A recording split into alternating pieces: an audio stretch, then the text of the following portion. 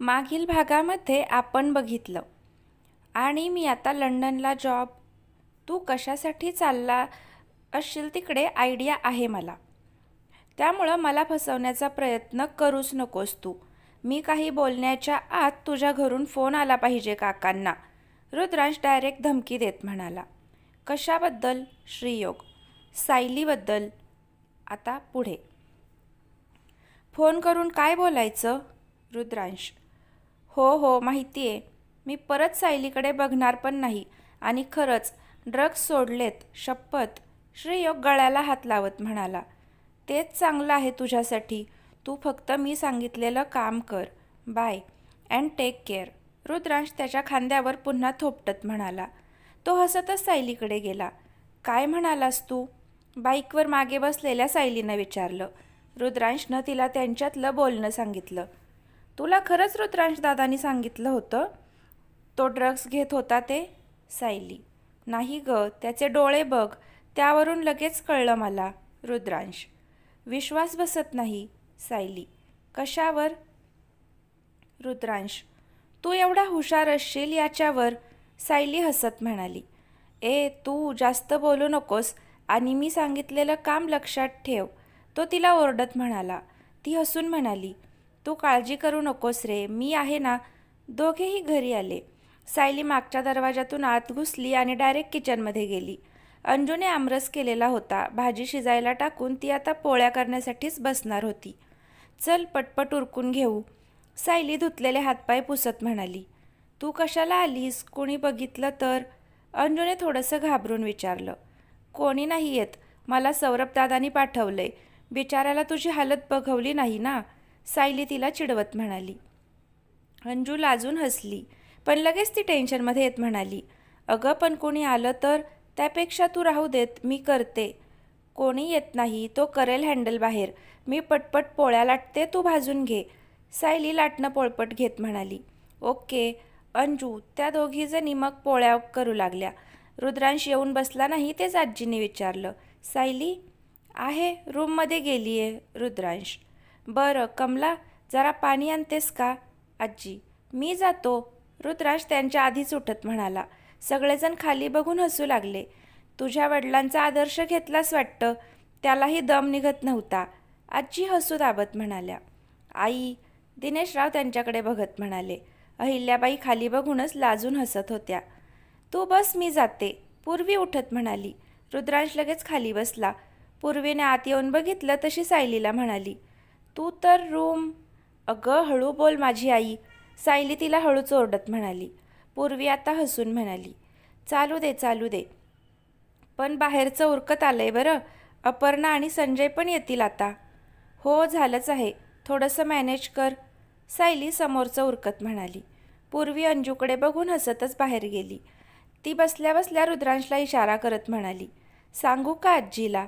त्यानं घाबरून हात जोडत तिला गप्प बसायला सांगितलं. तू जा आता, शेवटच्या लाटते मी. अंजू सायलीला म्हणाली. खरंच करशील ना? सायली. हो, इथे बस. आजी अंजूला म्हणाल्या. अंजू तिथल्या कॉटवर त्यांच्याजवळ थोडंसं अंतर ठेवून बसली. दडपण आलं होतं तिला. तिनं रुद्रांशकडे बघितलं.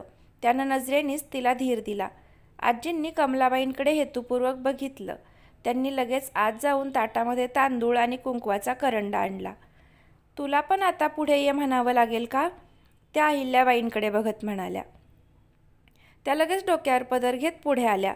आजींनी कॅरीबॅगमध्ये आणलेली साडी अहिल्याबाईंनी अंजूला दिली आणि तिला हळदी कुंकू लावत तिची ओटी भरली. साडी जुनी आहे. मी जेव्हा पहिल्यांदा स्वयंपाक केला होता तेव्हा सासूबाईंनी दिली होती मला. एकदाच घातली होती. चालेल ना? आजींनी अंजूला विचारलं. ती हसून मान हलवत हो म्हणाली. अहिल्याबाई व कमलाबाईंनी एकमेकींकडे बघितलं. तुम्हाला का दिली नाही प्रश्न पडला असेल ना? आजींनी त्यांच्याकडे बघत विचारलं. त्यांनी लगेच माना हलवल्या. आजी अंजूच्या डोक्यावर हात ठेवत म्हणाल्या. जे यांना जमलं नाही ते तू केलं. आजचा स्वयंपाक अगदी माझ्या सासूबाईंसारखाच केला होतास तू. पोळ्या सायलीनं लाटल्या होत्या ना? रुद्रांश व अंजूनं घाबरून त्यांच्याकडे बघितलं. घाबरू नकोस. माझ्या नातीच्या हातचा स्वयंपाक ओळखते मी. त्या जरी तिनं लाटल्या असल्या तरी त्यातल्या पुरणाची चव सासूबाईंसारखीच होती. आणि आमरस तर विचारूच नकोस. मन तृप्त झालं. तू आता खऱ्या रूपानं माझी नाचसून झालीस. फक्त आयुष्यभर साथ दे माझ्या सौरभची. अंजूचा चेहरा लख्ख उजळला आता. ती लगेच त्यांच्या पाया पडली. सगळ्यांच्या चेहऱ्यावर आनंद पसरला.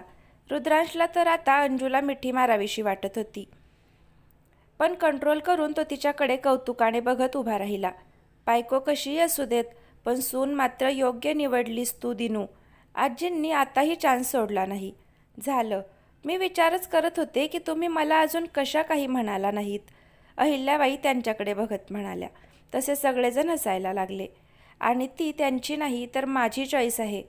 त्या पुन्हा हाताची घडी घालत ताटमानेनं म्हणाल्या. चला, काहीतरी चांगलं घडलं म्हणजे हातातून. असं बोलून आता आजींनाच कंट्रोल झालं नाही आणि त्या पण हसू लागल्या. दुसऱ्या दिवशी रुद्रांशला अर्जंट काम असल्यामुळं सकाळीच जावं लागलं. बाकीचे लोक एक दिवस राहून मुंबईला जाण्यासाठी निघाले. तानीला उलटी आली म्हणून एका ठिकाणी ड्रायव्हरनं गाडी थांबवली. अंजू खाली उतरून सहज मागे पाहिलं. तिला त्यांच्या गाडीपासून काही अंतरावर उभी असलेली एक गाडी दिसली. तिनं त्यातल्या माणसांना ओळखलं. ते रुद्रांशसोबतचे पोलीस होते. त्यातलाच एक मुकेश होता. त्यानं तोंडावर बोट ठेवलं. तसा अंजूला डाऊट आला. गाडीसोबत तिचं विचारचक्र पण सुरू झालं. रुद्रांश अचानक मुंबईला गेले, हे पोलीस आमच्या मागे, म्हणजे नक्कीच काहीतरी गडबड आहे. त्या लोकांना रुद्रांशबद्दल काही कळलं तर नाही ना? लास्ट टाईम मला किडनॅप करण्याचा प्रयत्न झाला होता. यावेळेस पण त्यांच्या जीवाला पण धोका असेल तर? पिल्लूला पण उचललं तर? नाही, बापरे, काय करू मी? यांना असं अंधारात ठेवणं उपयोगाचं नाही. अंजू आता खूप घाबरली. नेमके ते जंगलाच्या भागामध्ये आलेले होते. ती सारखी मागे बघत होती. काय बघतीयस सारखी? पूर्वीनं तिला विचारलं. ती कसं तरी हसून म्हणाली, नाही, असंच. अचानक ड्रायव्हर जोरात ब्रेक मारला. अरे, ब्रेक का मारलास? दिनेशरावांनी सावरत विचारलं. या तिघी पण आपटता राहिल्या. ते पुढे बघा, ड्रायव्हर म्हणाला. दिनेशरावांनी बघितलं तर पुढे खिळे असलेला बेल्ट रस्त्यावर आडवा टाकला होता. ड्रायव्हर खाली उतरून तिकडे गेला.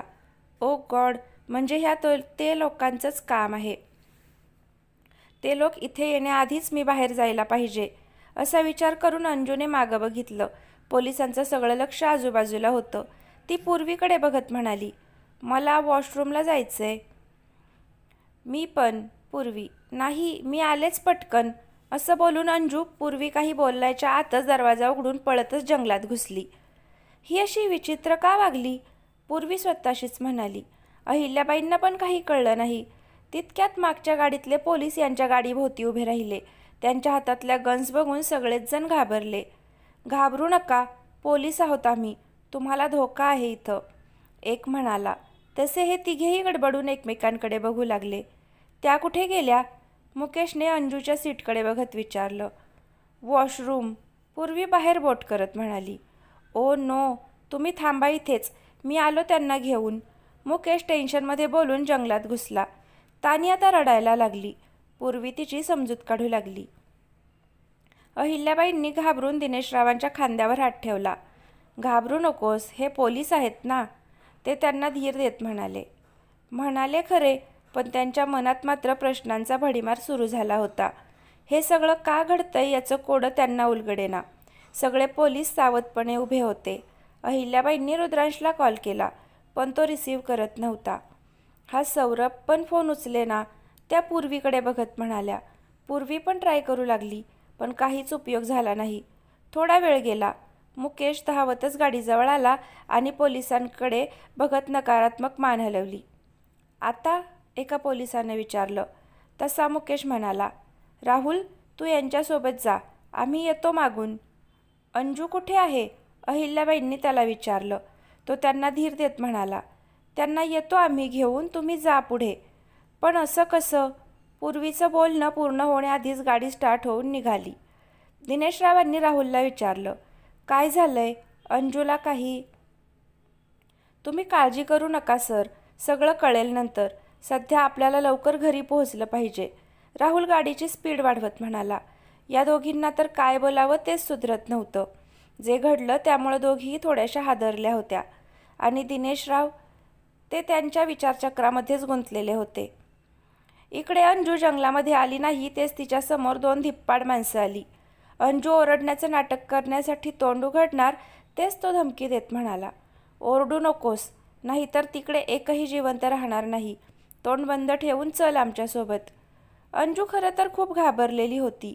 मला माफ करा रुद्रांश, माझ्याकडे दुसरा पर्याय नाही. मी हे सगळं आपल्या घरच्यांसाठी करते आहे. आय होप तुम्ही समजून घ्याल. देवा प्लीज साथ दे. असा विचार करून तिनं वर बघितलं. ती मग धडधडत्या छातीनंच त्यांच्यासोबत गेली. त्यांनी तिच्या डोळ्यांवर काळी पट्टी बांधली. नंतर तिला एका गाडीमध्ये बसवून घेऊन गेले. एका तासाभरानंतर गाडी एका ठिकाणी थांबली. ती माणसं अंजूला पकडून चालू लागले. नंतर तिला कुठेतरी बसवण्यात आलं. तिला आता धडकी भरून आली होती. तिच्यासमोर काय वाढून ठेवलं असेल याची भीती वाटू लागली. तिच्या डोळ्यांवरची पट्टी काढली गेली. वेलकम अंजू, कुणीतरी कडक आवाजात बोललं. अंजूने त्या दिशेला बघितलं तर अंधारात कुणीतरी टेबलवर पाय ठेवून बसलेलं होतं. मला इथे का आणलंय? तिनं घाबरल्याचं नाटक करत विचारलं. आय थिंक तुला माहीत आहे ते, त्याशिवाय तू इथे येण्यासाठी लगेच तयार झाली नसतीस. हो ना, तो माणूस म्हणाला. तशी ती चमकली. तुम्ही काय बोलत आहात ते मला समजत नाहीये, ती तिची चलबिचल लपवत म्हणाली. ऐकलं का मंडळी, मॅडमला कळत नाहीये माझं बोलणं, तो माणूस म्हणाला. तशी तिथली माणसं मोठ्यानं हसायला लागली. काळजी करू नको, तुझ्या केसालाही आम्ही धक्का लावणार नाही. आम्हाला हवी असलेली माहिती मिळाली आहे आधीच, तो हसणं थांबवत म्हणाला. म्हणजे कोणती माहिती? तिनं थोडंसं दबकतच विचारलं. तिकडे पहा, तो माणूस म्हणाला. अंजूने बाजूला बघितलं तसं तिनं घाबरून तोंडावर हात ठेवला. तिथं चेअरवर रुद्रांशसोबतचा एक पोलीस ऑफिसर बांधलेल्या अवस्थेत होता. त्याची दयनीय अवस्था बघून त्याला किती मारहाण केली आहे ते दिसून येत होतं. घाबरू नका, जिवंत आहे तो, खरं म्हणाला म्हणून, तो माणूस जरबी आवाजात म्हणाला. अंजूला समजून गेलं की रुद्रांशबद्दल या लोकांना कळलं आहे. ती त्या माणसाकडे रागाने बघत म्हणाली, धमकी देताय का मला? नाही हो, रुद्रांश मोहितेंच्या होणाऱ्या बायकोला धमकी? आमची एवढी हिंमत नाही हो, तो घाबरलेला आवाज काढत म्हणाला. हिंमत तर केलीच आहे तुम्ही मला इथं आणण्याची, पण खूप मोठी चूक केली आहे तुम्ही. खूप पस्तावणार आहात तुम्ही यासाठी, ती त्याच्यावर नजर रोखून ठामपणे म्हणाली.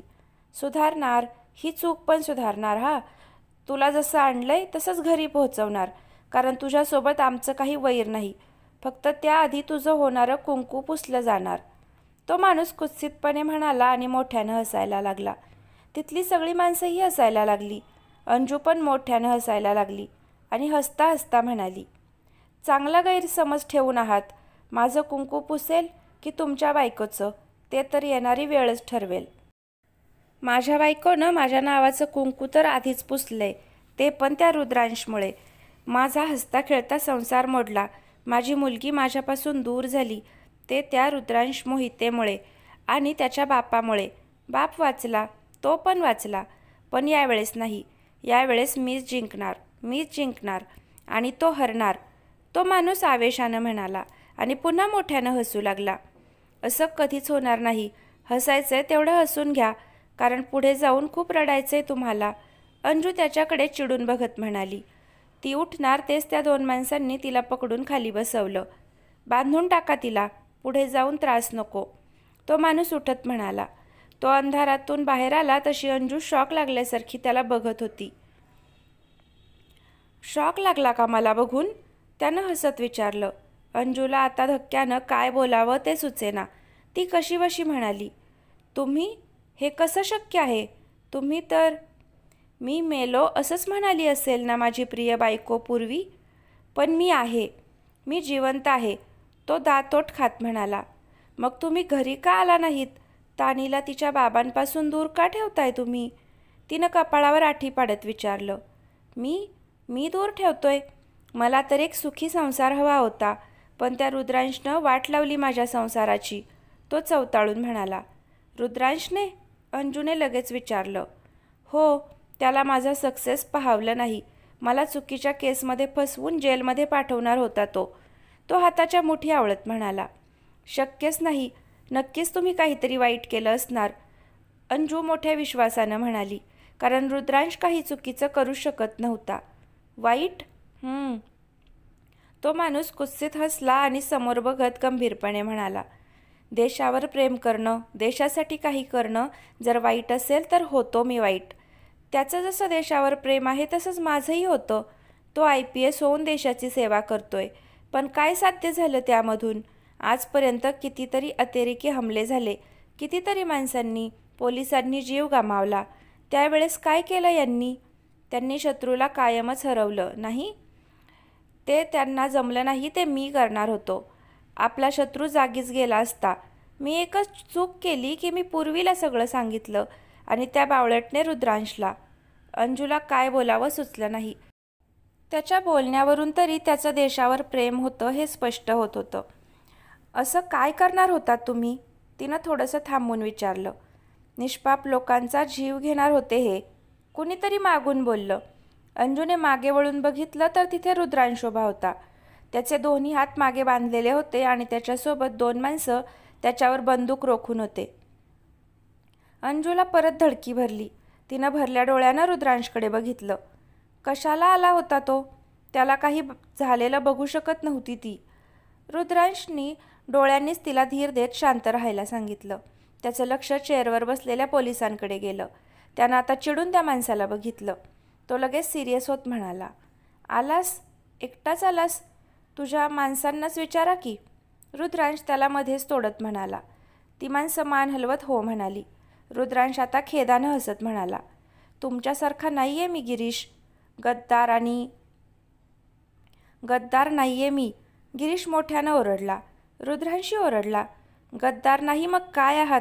स्वतःच्या माणसांना पण सोडलं नाहीत तुम्ही. कोण माणसं? कुणाची माणसं? माझी माणसं असता तर मला जेलमध्ये पाठवण्याचं षडयंत्र रचलं नसतं. तो टेबलवर हात आपटत गरजला. ते फक्त तुमच्या चुकीच्या मनसुब्यांना थांबवण्यासाठी होतं. रुद्रांश त्याच्यावर नजर रोखत म्हणाला. चुकीचे मनसुबे? असं काय करणार होतो मी? एक महत्त्वपूर्ण बायोलॉजिकल वेपन बनवलं होतं मी. एकदा का पाकिस्तानात सोडलं की शत्रूचा विनाश. शत्रू? कोणते शत्रू? निष्पाप लोक कधीपासून शत्रू झाले आपले? मुठभर लोकांमुळे पूर्ण देश शत्रू होत नाही. तिथे देखील आपल्यासारखी सामान्य माणसं राहतात, जे देशामध्ये शांती नांदावी म्हणून रोज प्रार्थना करतात. हे मी तेव्हा पण समजावून सांगितलं होतं आणि आजही मी तेच बोलेन. आणि एवढी भाषा करत आहात देशप्रेमाची, मग आज तुमचं देशप्रेम कुठं गेलं? रुद्रांशने भरभरून बोलून रागामध्ये विचारलं. त्याच्या डोळ्यात अंगार फुलला होता. अंजू कौतुकानं बघत होती त्याच्याकडे. किती शुद्ध विचार होते त्याचे. स्वतःच्या देशावर प्रेम होतं म्हणून तो दुसऱ्या देशाचा द्वेष करत नव्हता. गिरीश आता रुद्रांशकडे हात करत ओरडला. तुझ्यामुळं, तुझ्या याच हट्टामुळं असं घडलंय. तू मला त्यावेळेस पळून जायला भाग पाडलं. प्रत्येक दिवस मी लपून छपून कसा जगलोय ना मला माहीत. रोज रात्री तुम्हाला कशी अद्दल घडवता येईल याचाच विचार करत होतो मी. पण आता बास. एकदाचं संपवून टाकायचं हे सगळं मला. तुझ्यामुळं आज कितीतरी माणसांचा जीव जाईल आणि तुझासुद्धा. शेवटचं वाक्य तो जोर देत म्हणाला. अंजूनं घाबरून रुद्रांशकडे पाहिलं. तो पुढे काय होईल याचं टेन्शन आलं तिला. जीव कुणाचा जाईल हे कळेलच थोड्या वेळात. बरं, मला असंच उभं ठेवणार आहात का? पाय दुखायला लागलेत माझे. रुद्रांश नॉर्मल होत म्हणाला. अंजूनं आश्चर्यानं पाहिलं त्याच्याकडे. गिरीश मोठ्यानं हसून म्हणाला, बसण्याचा लोड कशाला घेतोस? कायमचा झोपून जाशील अशी व्यवस्था केली मी. त्यानं त्याच्या माणसांना इशारा केला. त्या माणसांनी त्याच्या पायावर लाथांनी मारलं तसा रुद्रांश गुडघ्यावर बसला गेला. रुद्रांश, अंजू ओरडली. तिला त्याला तसं बघवेना. डोंट वरी, हे मला काहीही करू शकणार नाहीत. रुद्रांश तिच्याकडे बघत धीर देत म्हणाला. त्यानं हसून गिरीशकडे बघितलं.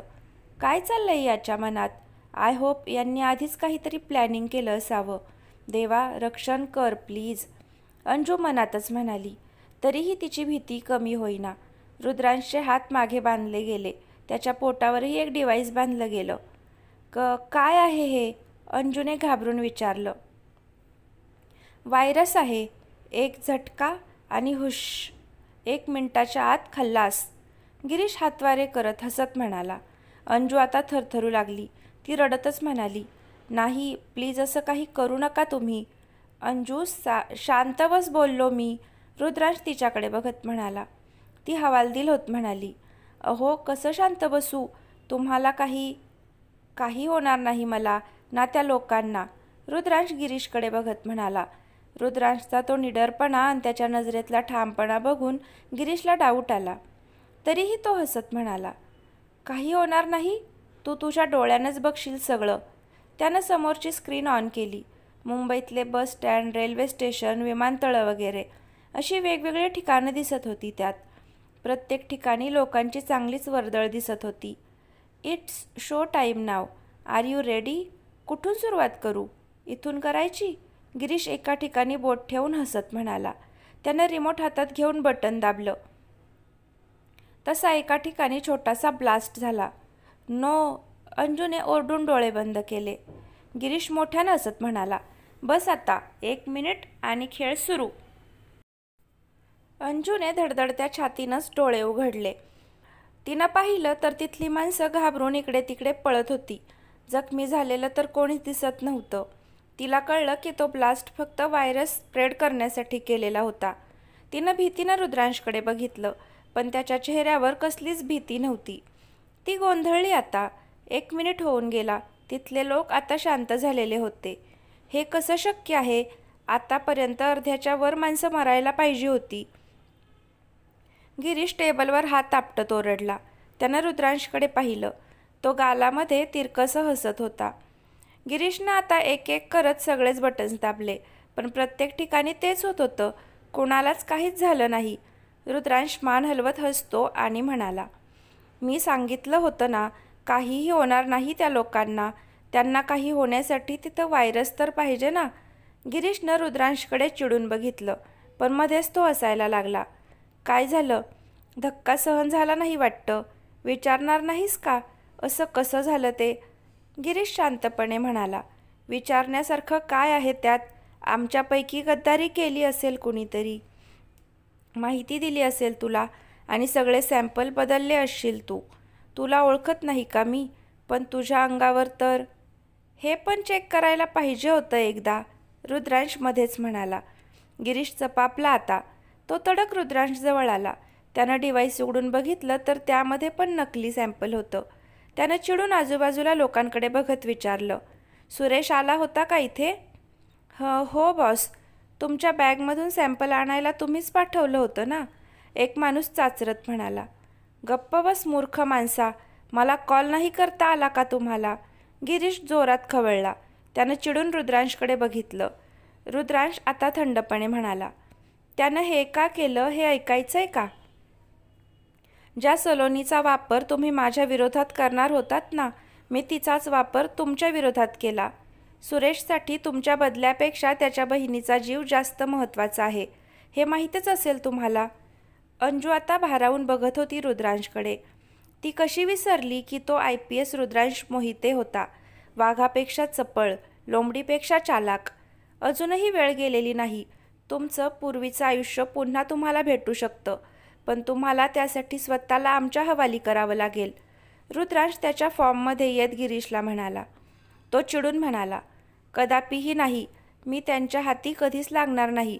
मला वाटलं नव्हतं की मी हे करेन, पण तू मला भाग पाडलेस हे करण्यासाठी. तुला अद्दल घडवण्याचा हा शेवटचा चान्स आहे. गिरीशने त्याची गन काढली आणि अंजूवर निशाणा साधला. असा विचारसुद्धा करू नका, नाहीतर तुम्ही विचारही करू शकत नाही की मी काय करू शकतो ते. रुद्रांश त्याला जरब देत म्हणाला. नजरेलाही धार आली होती. असं स्वतःच्या मरणाच्या दारात उभा आहेस, तरीही एवढा रुबाब? कुठून आणतोस रे एवढी हिंमत? असो, तरी ऐकायचंय मला, काय करू शकतोस तू? गिरीशनं त्याला विचारलं. मी काहीच नाही करणार. जे काही करायचंय ते माझी माणसं करतील. माझ्या नंबरवर व्हिडिओ कॉल करा म्हणजे कळेल, रुद्रांश थंडपणे म्हणाला. त्याचा तो थंडपणा गिरीशला थोडंसं घाबरवून गेला, कारण रुद्रांश एवढा शांत तेव्हाच असायचा जेव्हा बाजी त्याच्या हातात असायची. तो तरीही धीरानं म्हणाला, मी का कॉल? तानीवर जीव आहे ना तुमचा? रुद्रांशने विचारलं. तसा गिरीश म्हणाला, तानी? काय बोलतोयस तू? कॉल करा म्हणजे कळेल, रुद्रांश शांतपणे म्हणाला. अंजूही आता थोडीशी चाट पडली. नक्की काय करणार होता तो? गिरीश थोडासा चरकला होता. त्यानं रुद्रांशच्या नंबरवर व्हिडिओ कॉल केला. समोरचा सीन पाहिला तसं त्याच्या चेहऱ्यावरचा रंगच उडाला. तानीला एका चेअरवर बांधून तिच्या डोक्याला इलेक्ट्रिक शॉक देणारी रिंग बसवलेली होती. काय केलंय तुम्ही? अंजूनं गिरीशला घाबरलेलं बघून रुद्रांशला विचारलं. तू असं करू नाही शकत रुद्रांश. गिरीश रुद्रांशकडे चिडून बघत म्हणाला. का? तुम्ही जर शेकडो लोकांचा जीव घेण्याचा प्रयत्न करू शकत असाल तर तुम्हाला पकडण्यासाठी मी तानीला नाही मारू शकत का? रुद्रांशनं शांतपणे विचारलं. तशी अंजू ओरडली. काय काय म्हणालात तुम्ही? पाहिलंस? हेच सांगत होतो मी तुला. हेच खरं रूप आहे रुद्रांश मोहितेचं. गिरीश अंजूला म्हणाला. अंजूने पाहिलं तर रुद्रांशच्या चेहऱ्यावर थोडीही कणव नव्हती. तो गिरीशला धमकी देत म्हणाला. जास्त बोलू नका. मुकाट्यानं स्वतःला आमच्या हवाली करा. नाहीतर माझ्यासोबत तुमची लाडकी लेक पण स्वर्गवासी झालीच समजा. रुद्रांश. गिरीश व अंजू दोघेही सोबतच ओरडले.